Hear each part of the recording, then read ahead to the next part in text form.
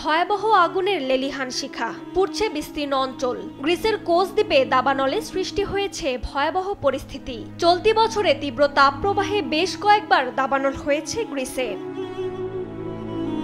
শুষ্ক আবহাওয়া, প্রবল বাতাস এবং তীব্র তাপপ্রবাহ অব্যাহত থাকায় গেল 2 দিন ধরে দাবানলের সতর্কতা জারি করা হয়েছে। পুরো গ্রীষ্মে এ ধরনের পরিস্থিতির আশঙ্কা করছে প্রশাসন। আগুন নেভাতে কাজ করছে দমকল বাহিনী, ব্যবহার করা হচ্ছে হেলিকপ্টার। দাবানলের কারণে পর্যটনের ভরা মৌসুমে বিপাকে পড়েছেন পর্যটকরা। নিরাপদে সরিয়ে নিতে কাজ করছে সামরিক বাহিনী। গ্রীষ্মকালীন দাবানল ভূমধ্যসাগরীয় দেশ গ্রিসের জন্য সাধারণ ঘটনা, কিন্তু গ্রীষ্মকাল এখন ক্রমেই আরও উত্তপ্ত ও শুষ্ক হয়ে উঠেছে।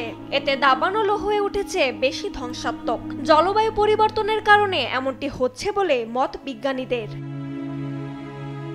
রজনী রহমান, নিউজ ডেস্ক, দেশ টিভি।